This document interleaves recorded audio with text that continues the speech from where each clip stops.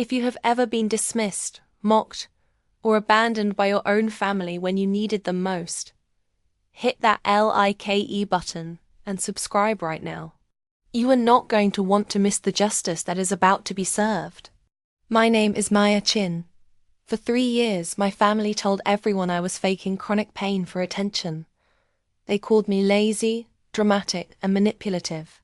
What they didn't know was that while they were mocking my fake illness, I had secretly built a $73 million medical device company that just revolutionized pain management technology.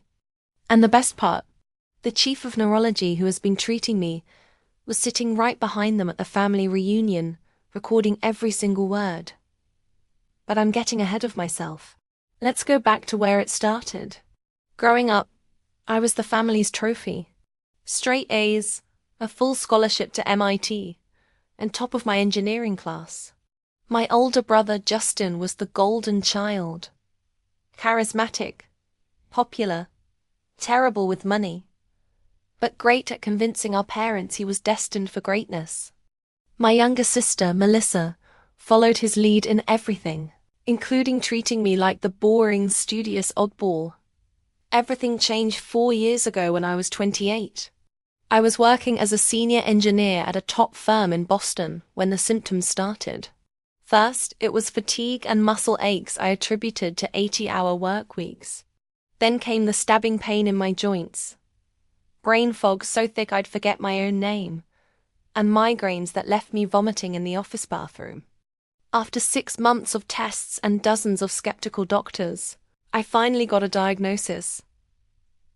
Fibromyalgia complicated by early onset, degenerative disc disease and a rare autoimmune condition. Chronic, incurable, debilitating. I called my parents from the neurologist's office, tears streaming down my face, desperate for comfort. My mother's first words were, "Are you sure you aren't just stressed, Maya? You've always been so dramatic about minor things." My father added, "Your brother works 80 hours a week and he's fine. Maybe you need to join a gym." That should have been my first warning.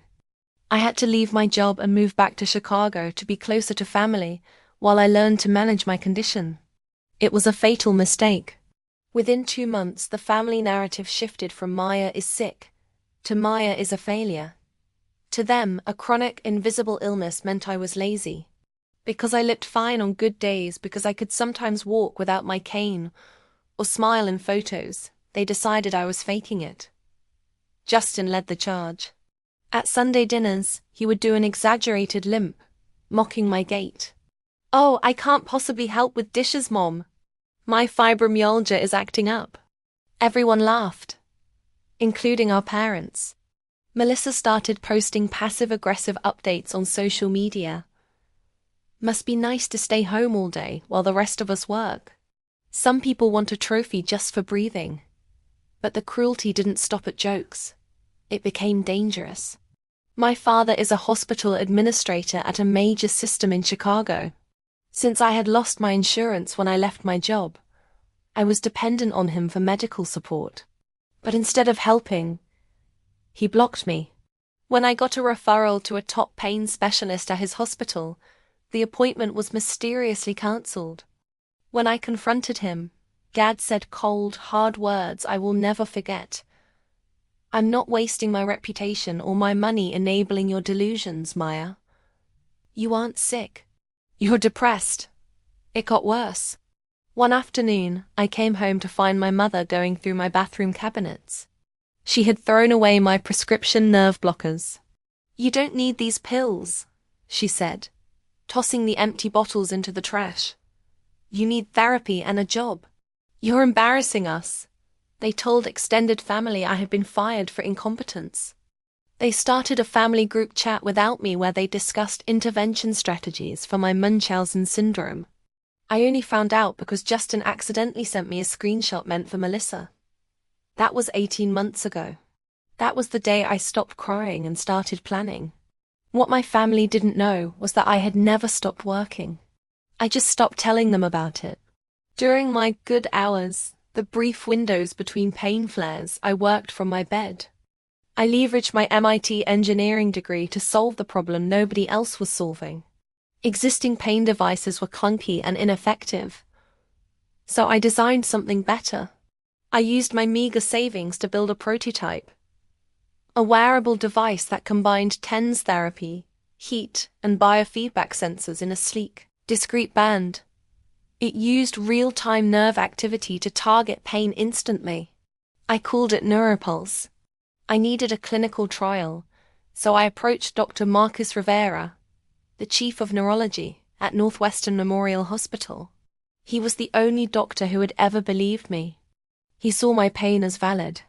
When I showed him the prototype, he didn't see a lazy daughter. He saw a genius engineer. "This changes everything," Dr. Rivera said. He became my silent partner. We ran clinical trials. The results were revolutionary. 83% of patients reported significant pain reduction. Within 8 months, I had venture capital funding. Within a year, we had FDA approval. Today, Neuropulse Medical Devices is valued at $73 million. I kept my role as CEO completely secret.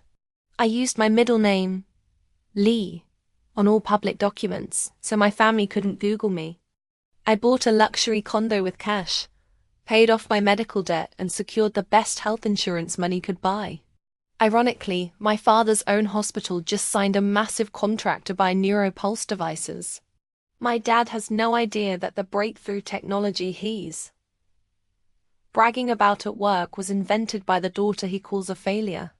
I didn't tell them because I needed to know the truth. Would they ever love me if I wasn't useful to them? The answer was no.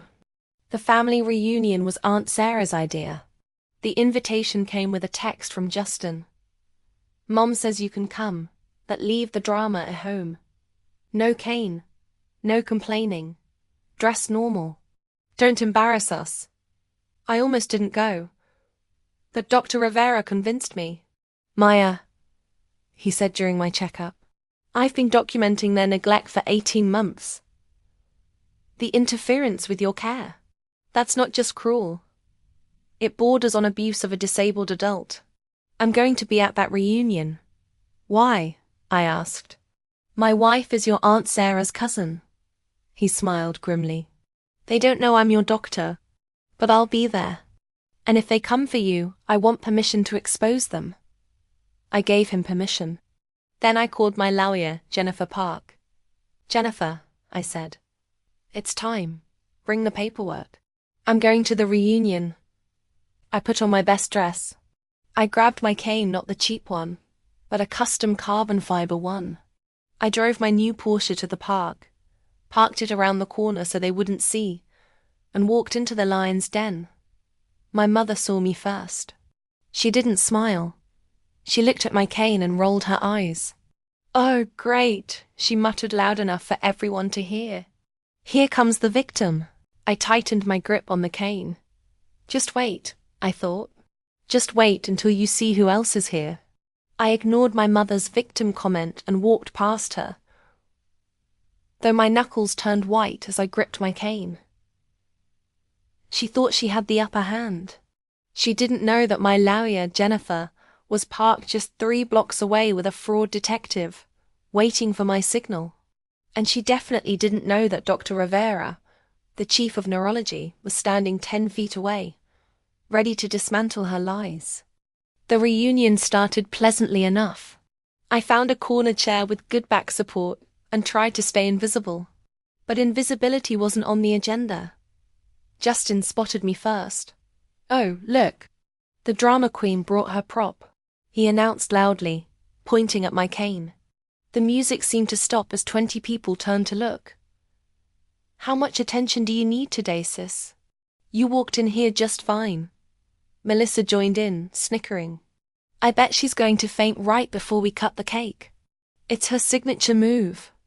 I said nothing. I just gripped my cane tighter. Then, Mom decided to escalate it. She approached the center of the room, clinked a spoon against her wine glass, and raised her voice. "Everyone, can I have your attention?" The room fell silent. 70 guests, including my father's hospital colleagues, looked at her. "I want to address the elephant in the room," Mom announced, enjoying the spotlight. "My daughter, Maya, has been claiming to have fibromyalgia and several other conditions for 3 years now. She has been using these fake claims to avoid working, to beg for money, and to emotionally manipulate this family." My heart pounded. This was it. Since she was addressing a crowd of 70 people, there was no expectation of privacy. She was making a public statement. "She is perfectly healthy," Mom declared, gesturing at me like I was a criminal. "She just refuses to grow up." Dad nodded enthusiastically beside her. "We've tried everything. Therapy. Tough love. But she refuses to accept that she is physically fine." Aunt Sarah chimed in with her professional voice. "As a former nurse, I can tell you this is a classic case of Munchausen syndrome. Maya is addicted to the victim role." The humiliation burned my face. People were whispering, staring at me with pity or disgust. I looked at Dr. Rivera. He caught my eye. I gave him a tiny nod. Dr. Marcus Rivera stood up. "Excuse me," he said. His voice wasn't loud, but it cut through the room like a scalpel. "I'd like to offer a second opinion." The room froze. Dad frowned, recognizing him. "Dr. Rivera, I didn't know you were here." "I am," Dr. Rivera said, walking toward us with a tablet in his hand. "I'm Dr. Marcus Rivera, Chief of Neurology at Northwestern Memorial Hospital. And for the record, Sarah, your nursing license expired in 2003. You aren't qualified to diagnose a cold, let alone a neurological condition." Aunt Sarah gasped, dropping her phone. Smash. "I have been Maya's treating physician for 3 years," Dr. Rivera announced to the silent room. "And I have been standing here for 40 minutes listening to you publicly disparage and medically gaslight your own daughter." He turned the tablet toward the guests. "These are Maya's MRI results," Dr. Rivera said clinically. "Severe spinal degeneration at L4, L5. Nerve impingement. Documented autoimmune markers. Her diagnosis has been confirmed by 3 independent specialists." Mom's mouth opened and closed soundlessly. "But here is what is truly disturbing," Dr. Rivera continued, his voice hardening. "I have also documented 37 instances of medical neglect and interference over the past 18 months. You can't share this," Dad stammered, panic rising. "Patient privacy. Maya gave me explicit written consent to disclose this information if her medical reality was publicly challenged," Dr. Rivera shot back. He looked at Dad. "David Chin, you used your administrative access to block your daughter's insurance claims. That is insurance fraud and abuse of power. I have already filed a complaint with the Hospital Ethics Board." Dad collapsed into a chair. "And Patricia," Dr. Rivera turned to my mother, "you admitted via text message to throwing away prescribed medication. That is criminal interference with medical treatment." "Now," Dr. Rivera asked calmly, "would anyone else like to comment on Maya's health? Because I have recordings of this entire public speech." I stood up. I leaned on my cane, feeling taller than I ever had. "I have something to add," I said clearly. "Maya, don't," Mom begged. "Let's discuss this privately." "No," I said. "You made this public. We are finishing it public." I pulled my own tablet from my bag. "While you told everyone I was a lazy burden," I said, projecting my voice, "I have been building something." I showed the screen. Neuropulse Medical Devices. Maya Lee Chin, founder and CEO. "Wait," Melissa gasped. "That's the ... That's the startup everyone is talking about. The company Dad's hospital just signed a contract with." I asked. "Yes. Purchase order number 4402. Value $847,000. Signed by David Chin." Dad went ghost white. "You?" You are Neuropulse. Valued at $73 million, I said coldly. I did it all while managing the pain you claim didn't exist. I pulled out a manila folder. And Mom? Those credit cards you opened in my name? $47,000 in fraudulent charges. That's identity theft. I slid the folder toward her. And Justin? The defamation lawsuit for your social media posts is being filed Monday. The doorbell rang. Jennifer walked in with 2 uniformed officers. Good evening, Jennifer announced. I am representing Maya Chin. Officer Martinez is here regarding immediate questioning for Patricia and David Chin regarding felony identity theft and fraud. My mother started to scream. Part 3. This is insane. Mum wailed as Officer Martinez stepped forward. Maya, you can't do this to your own mother. You did this to yourself, I said quietly. Every time you threw away my medication, every time you stole my identity, you chose cruelty over compassion. You chose your pride over my health. Now, you're facing the consequences. Dr. Rivera stood beside me. For the record, the medical neglect Maya experienced put her at high risk for permanent damage. You are lucky she is still alive. I turned to my family. I don't expect apologies. I am simply declining to have relationships with people who would rather see me suffer than admit they were wrong. Jennifer handed them the documents. These are cease and desist orders. No contact with Maya. No public statements. Violations will result in immediate arrest. I picked up my cane and walked toward the door. I didn't look back. Behind me, I heard Aunt Sarah screaming at her husband, who looked like he was about to file for divorce on the spot. Within 24 hours, the empire of lies my parents had built crumbled. My parents were formally charged. Dad was suspended from his hospital position pending an ethics investigation. When the hospital found out, he had unknowingly authorized a contract with his own estranged daughter's company while committing fraud. They fired him for gross misconduct and liability risk. Mum's credit cards, the legitimate ones, were declined. Since Dad's salary was frozen, they had zero income. Justin's TikTok account, where he had mocked me, went viral, but not in the way he wanted. Disability rights advocates found his videos. He was reported en masse. His employer, a corporate PR firm, fired him the next day for conduct unbecoming. Melissa was expelled from her graduate social work program for violating ethics codes by mocking disabilities online. Aunt Sarah received a citation from the state medical board for practicing without a license, and her husband divorced her 3 days later. Within a month, my parents' mortgage went into default. They had to sell the house at a loss to pay my restitution. They paid me back the $47,000 for the credit card theft. They paid $34,000 in legal fees. And they signed over any claim to future inheritance. Dad pleaded guilty to insurance fraud and got 2 years of probation and a permanent ban from healthcare administration. Mom got 18 months of probation for identity theft. They now live in a cramped 2-bedroom rental, the kind of place they used to sneer at. Dad works the night shift at a pharmacy. Mom processes medical billing from home.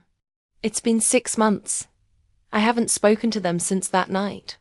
Last month, Dad had a minor heart attack. The extended family tried to guilt me into visiting. He's your father, they said. I sent flowers to the hospital with a card that read, "Wishing you a full recovery. May you receive better medical support than you provided me." I didn't visit. Some people say I'm cruel. They say family should forgive family. But here is what I learned. Forgiveness doesn't require a relationship. I have forgiven them. I don't hate them anymore, but I will never let them hurt me again. I owe myself peace. I owe myself a life surrounded by people who believe me. Today, Neuropulse is launching version 3.0 with an eye pain prediction.